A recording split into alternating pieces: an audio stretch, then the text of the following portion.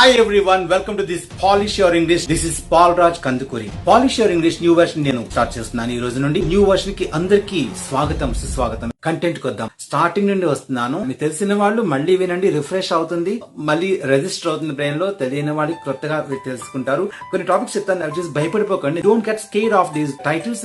Simple, ఇవి titles మాత్రమే. అవి మళ్ళీ డెప్త్ కి వెళ్తే మళ్ళీ మన కాన్వర్సేషన్ చేసుకున్నట్టే ఉంటుంది, మన ఇద్దరు మాట్లాడుకున్నట్టే ఉంటుంది. నేర్చుకున్నట్టుగానే, లేదా నేను టీచ్ చేస్తున్నట్టు, లేదా మీరు గ్రామర్ నేర్చుకుంటున్నట్టు ఉండదు.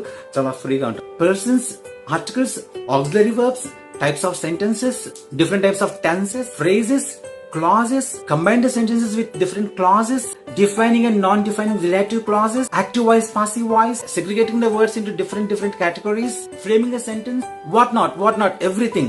Don't get scared. భయపడిపోకండి. ఈ వర్డ్స్ ఏమీ కాదు, టైటిల్స్ మాత్రమే. ఇవి లోపలికి వెళ్ళి తొంగి చూస్తే చాలా ఈజీ ఉంటుంది. Now we are going to start the content. Any language depends upon the persons first. Persons. How do you segregate? How do you divide persons? First person, second person and third person, singular and plural. దీన్ని ఎలా decide చేశారు? Depending on conversation between two persons, persons were divided. Like, as we both are talking, as long as I talk I. I'm talking to you. So ఇక్కడ talking to you అన్నాను చూడండి. చిన్న విషయం నేర్చుకుందాం ఇక్కడ. I'm speaking with you అనాలి. I'm speaking to you అనకూడదు. I'm talking to you అనాలి. Talking with you అనకూడదు. While I'm talking to you, I always call you like you. I always tell about me like I. My name is Paul Raj. I am a teacher of English. I am making this video some fun with English. As I'm talking, I'm the first person. So first person is I. Sometimes if I have a group, we to speak with you, we speak. We are a team of Polish Your English and we are going to give you all the knowledge and we are going to share the English with fun with you. So we.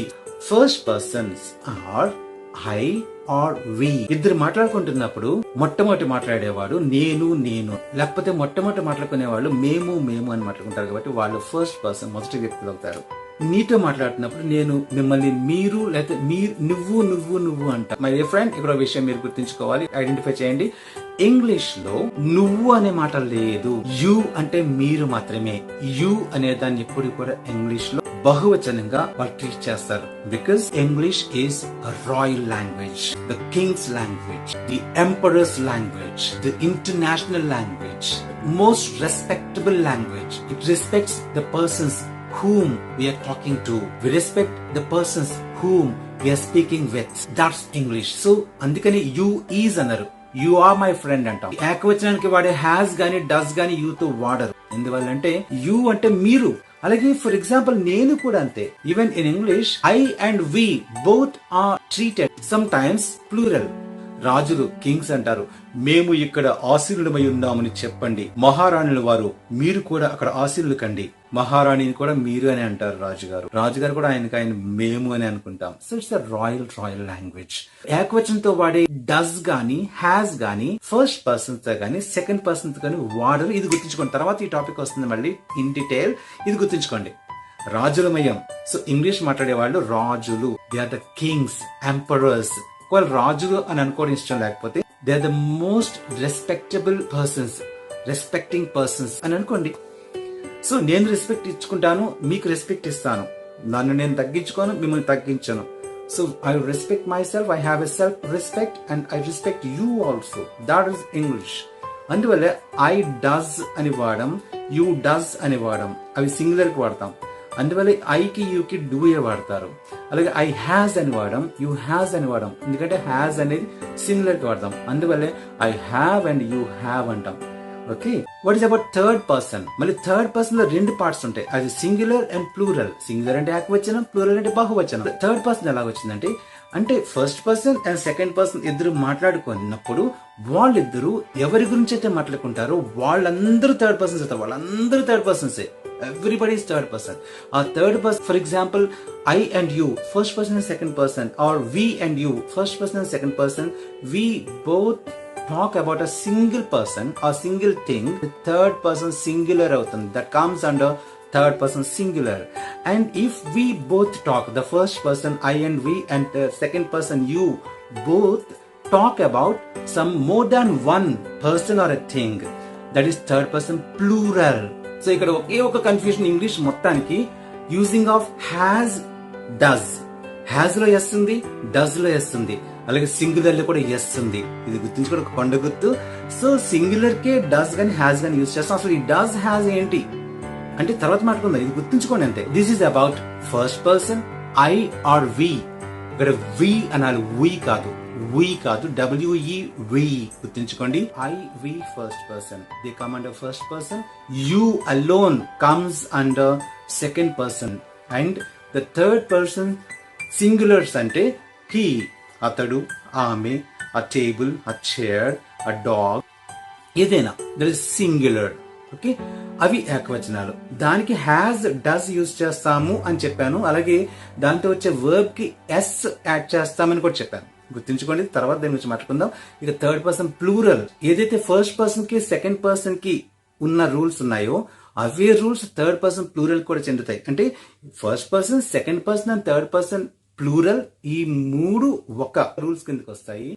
Only third person singular మాత్రం ఒక rule కిందకి వస్తుంది. ఈ విధంగా persons ఉంటాయి. So ఇది నేర్చుకున్నారు, అది చాలా ఇంపార్టెంట్. ఇది రోజు ఇంతే కదా అని అనుకోవద్దు, ఇది basic.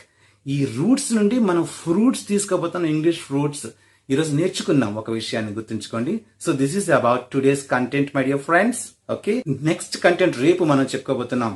Articles, auxiliary verbs, types of sentences, punctuations and types of tenses, ఇవి చెప్పుకోబోతున్నాం my dear friends. And now friends, మీకు చెప్పాను ఈ వీడియో లాస్ట్ వరకు చూడండి, ఎందుకంటే లాస్ట్ లో మనకి టాస్క్ ఉంటుందని చెప్పాను. Interesting task and easy task, మీరు డెఫినెట్ గా దాన్ని ఎంజాయ్ చేస్తారు.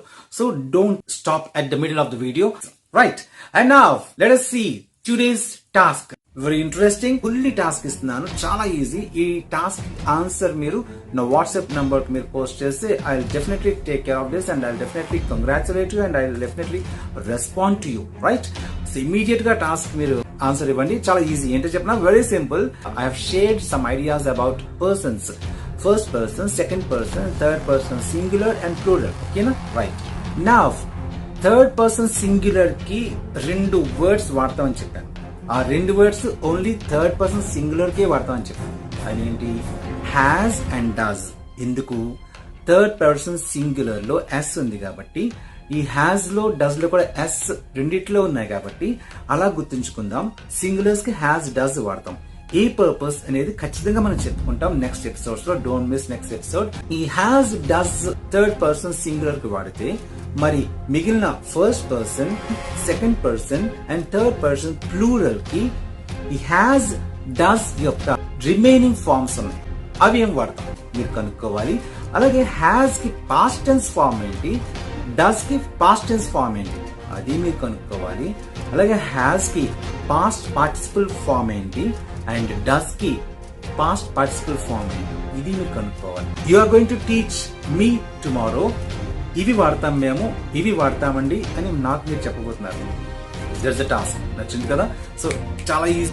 That's about today's Polish Your English new version. Let's meet tomorrow once again. Don't forget to subscribe and share. Until then, bye.